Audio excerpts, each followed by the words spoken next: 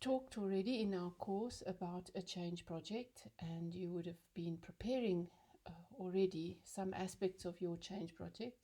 But I want to just go through again what we mean by a change project. So, a change project is an institutional change initiative, and it therefore needs to be collectively developed with others in your institution. It can be a curriculum, teaching practice, whole institution, or departmental change initiative, or it can be a community engagement change initiative. It can involve colleagues, communities, and students, or other institutional partners, for example, business or cultural organizations.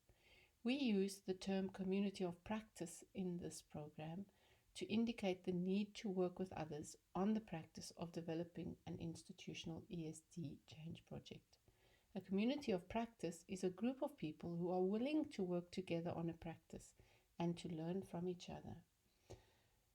So, as you think about what is a change project, remember to visit our website, the sustainabilityteachers.org website, specially built for this program, where you can see what others have been doing to develop their ESD change projects, and specifically look at the Namibia, Zimbabwe, and Botswana pages, because there we carry the stories of those that have already been developing change projects in the past year when we started this course. Now, all of us are from Africa. We are very much aware that we're facing many challenges in Africa. This is a little magazine which was really talking about the implications of climate change for Africa.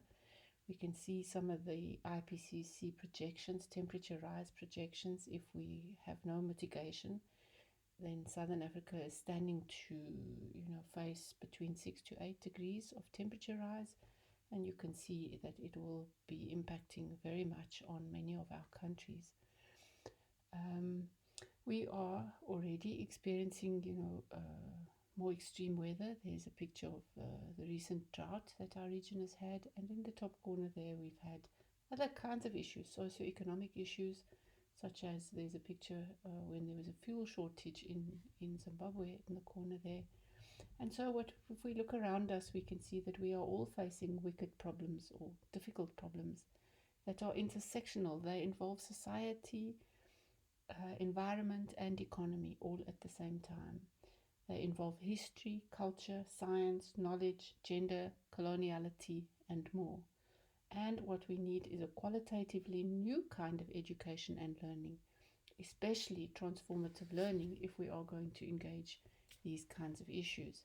Hence, we focus a lot on the concept of change and change projects in this particular program.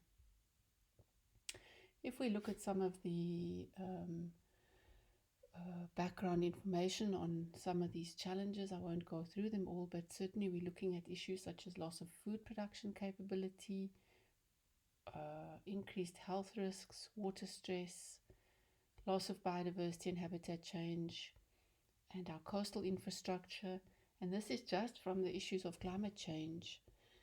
And while we have these kinds of challenges, we can see that there is still a demand for, sustainable industrial and other forms of development, and we are very much reliant on improved quality of education. So we want a quality of education which is going to help us to address these challenges and also make the most of the opportunities that are emerging.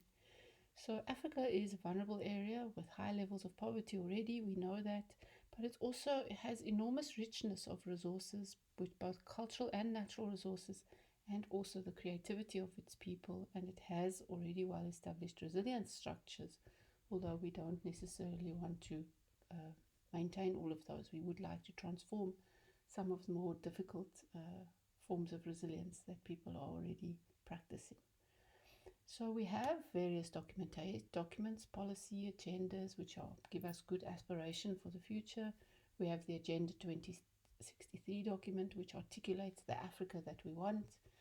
We have the Global Sustainable Development Goals, which we'll focus on a lot in this particular program. We have the Continental Education Strategy for Africa. And with the CESA document, the Continental Education Strategy for Africa, we really see there that we would not we would like to not only own the global sustainable development goals, but we want to adapt and make them compatible with our own aspirations. And this, colleagues, is what this course is all about. It's about doing that. It's about building the Africa we want.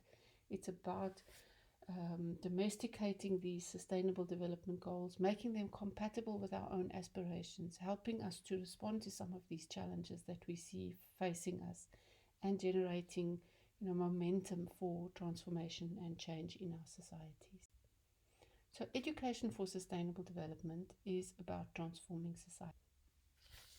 Africa, as you know, is one of the most youthful continents. In fact, it is almost the most youthful continent, and it is said that by 2050, half of the world's children will live in Africa. So the question that I have for all of us is teacher education preparing teachers and TVET educators to support children and young people to live and work in a more complex world under rapidly changing conditions? Are we preparing them for the transformation that is needed in our societies?